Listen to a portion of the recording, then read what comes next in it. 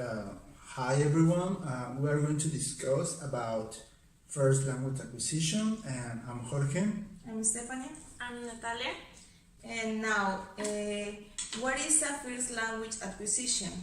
It's one of the most impressive aspects of the human development. In this part, humans comprehend and produce the language. Yeah, but the question is, when does the human being starts to learn or starts to acquire the language? But this is an impressive fact because the human start to acquire the language even before birth. That is when we are in the womb of our mother, and we have to get some stimulus from outside, like our mother or father voice, and we start to respond to those stimulus with movement like kicks. And after birth, at the first 3 months, we start to get used with our phonic organs like the throat or mouth, and we start to begin to communicate with cooing and with gurgling or bubbling, and we start to use the first thing that we use to communicate something is the crying. We start to cry for ask for food. We are crying to express that we are uncomfortable, that we feel sick, or anything else. And now, the first years, children develop the sound discrimination. And sound discrimination is when they can hear the difference between sounds, for example, ba and pa, and they use the first word, in this case is mom. At the end of the first years, the children understand more words than mommy or daddy, like cookie, juice, milk, but they can say that. Yeah, and one example could be that when the mom is at the kitchen and she says that cookie and juice, just those two words, the kid just quickly respond and go running to the kitchen to get that cookie and juice. At the year 3, he starts to develop the morpho-syntactic development, or the adverb times that or irregular plural nouns. At the morpho-syntactic development, he starts to use the plural forms of regular nouns, like adding the s, or even to the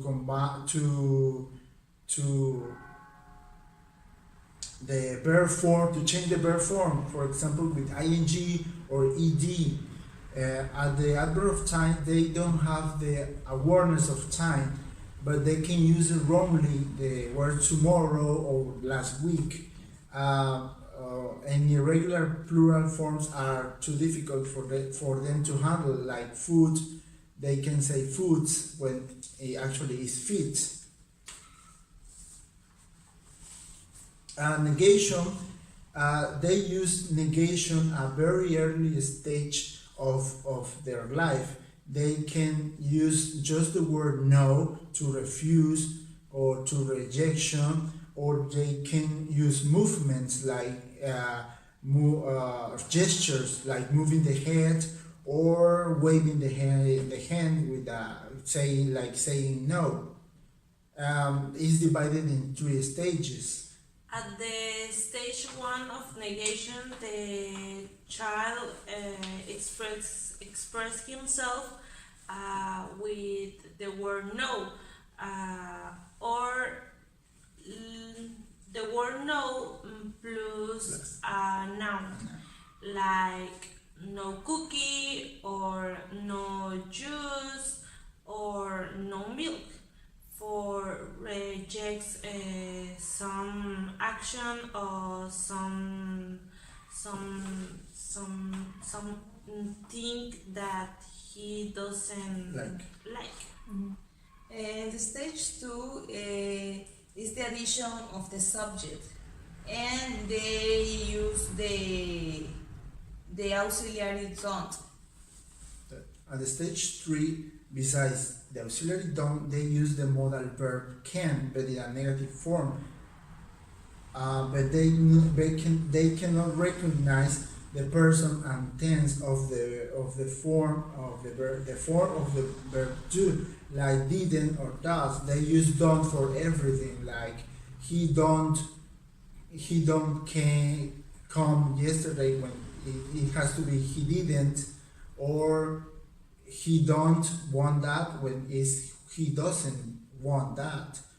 But at the stage 4, they recognize the correct use of the auxiliary verb, and the person the person who doesn't did the action in that moment.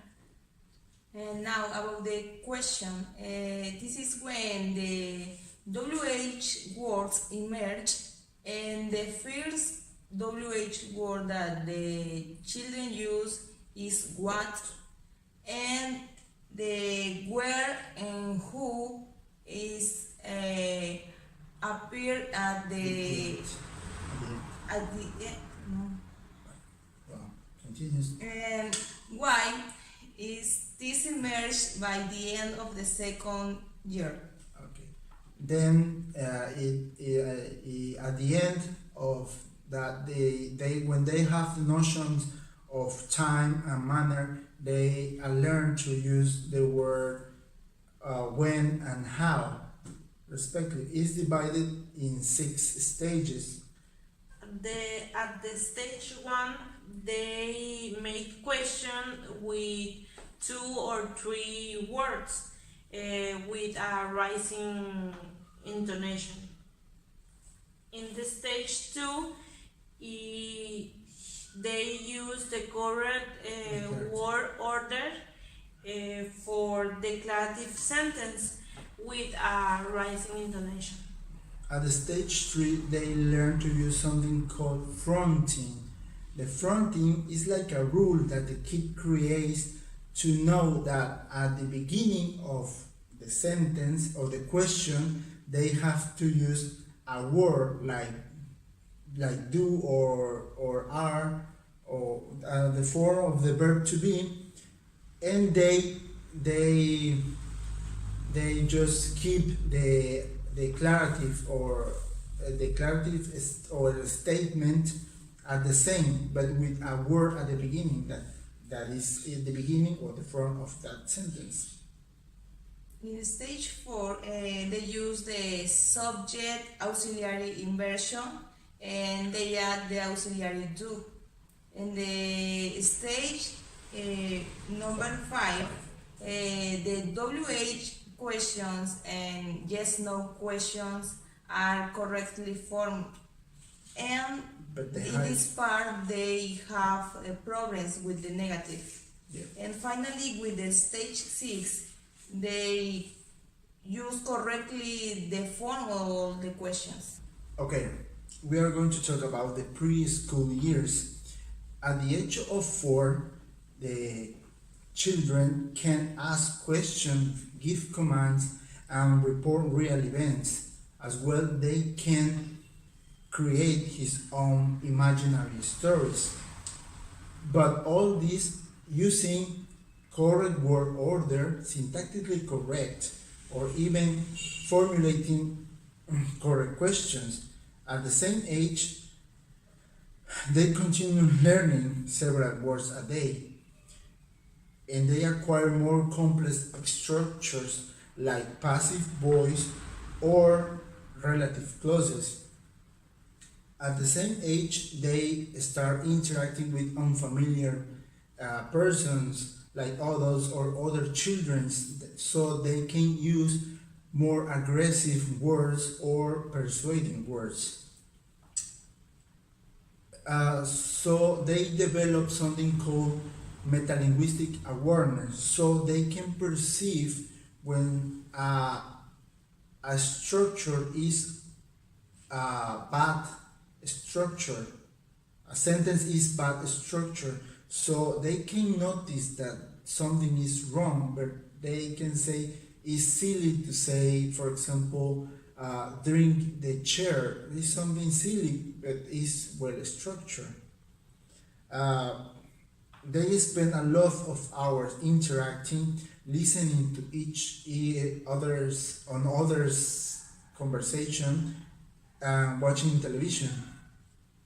And about the receptive language, at the age of 4, they know the names of colors and they understand the difference between things. And they they do the relation between objects. And now about the expressive language, they use the past tense of words and they can describe something and they can report a story, and they at the age of 5 years old can carry a conversation with another person, and they have a vocabulary of nearly 1,000 words. That means that the vocabulary is expanding and the semantic and syntactic structure is more complex. Yeah, despite all this knowledge and skills of language that they have acquired, at the moment of the school, they requires new ways of language development. Children develop the ability to use language and express their own meanings of the words in the preschool years. In the school years, they expand this ability. So when they enter to school with the ability to understand thousands of words, and thousand more will be learning at school. This kind of vocabulary come from reading for assignments or for pleasure. Another important development in the school years is that acquisition of a different language. Children learn how to speak and write another language, and other children arrive at school and speaking a different language. Over the past 50 years, 3 main theoretical positions have been advanced to explain the language development. The first one is behaviorist perspective, the second one is innatist perspective, and the last one is interactional developmental perspective. I'm going to talk about the behaviorist perspective, and this theory was proponent by Frederick Skinner in 1957, and this perspective talk about when children imitate the language that they hear around them, and they imitate and practice the sounds, and they form habits of language use. And the imitation is about word for word repetition, and the practice is repetitive manipulation of form. Okay, refusing the Skinner's theory about environmental perspective, Noam Chomsky proposed the innatist perspective in 1959. In this theory, He argues that we born with the capacity to learn language without the influence of the environment. It means that we born with a predisposition for language. It's as natural as to learn to walk. Uh, we he agrees with Skinner that the environment provides some help, but just the basis, a basic contribution, but all the rest is based in our biological endowment. Will do the rest to learn the language. The interactionist developmental perspective say that developmental and cognitive psychologists have focused on the interplay between the innate learning ability of children and the environment in which they develop. In their view, language acquisition is but one example of the human child ability to learn language, to learn from experience. Psychologists attribute that consider more important, and powerful learning meaning mechanisms in the human brain. Now about the similarities of these theories, the similarity between Skinner and Piaget is that they agree that the environment helps to develop the language, and also Skinner has a relation with Vygotsky because they agree that the child needs the social interaction.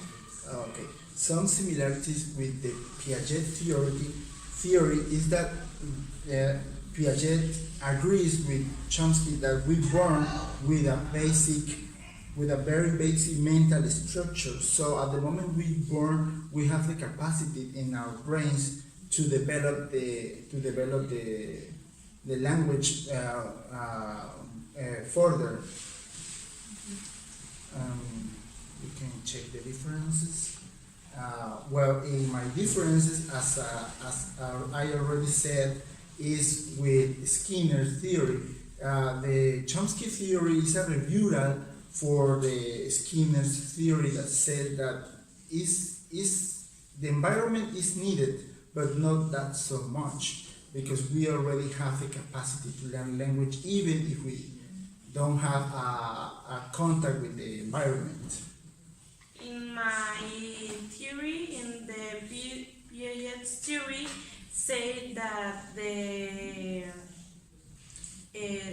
child born with a mental model of the world, and in other words, say that they born with a very basic mental structure. And Vygotsky theories say that the social interaction plays a fundamental role in the process of making meaning. And in the difference between Skinner and Chomsky is that Chomsky said that the child has a notion of the language and before to born. And the difference between Skinner is that he said that we learn when we born, and we learn all the things and we practice. Okay, some aspects that need we to treat in this part is that the critical period hypothesis that is linked to Chomsky theory is that the first years of the of the human being is better to learn a language. It's more easier to acquire. It's easier to acquire that language, but not for a grown man. It's more difficult to acquire that language. For example, in childhood bilingualism, we can says that when the child is exposed to a second language, for them it's not difficult to learn both languages at the same time. But for an adult that is an immigrant in the United States, can present some kind of problems to acquire the new language. And the language disorders and delays in the children is there are some kind of problem that they can present that can interrupt correctly or appropriate learning acquired. For example, deafness, articulatory problem, autism, or dyslexia. Okay, in my personal opinion, the children need the social interaction with the environment for development of the language at the process of making meanings. In addition to reading and autonomous learning for the acquisition of a more expensive language, and the importance of the school in the development of the children. Okay, in this video we have focused on some children's early language development, and we described three theoretical perspectives, and we are agreed that the interactionist and environmental theory by Piaget y Vygotsky is the most complete theory, because this is include the Skinner and Chomsky theories. And That's all. That's all. thank you. Thank you for listening.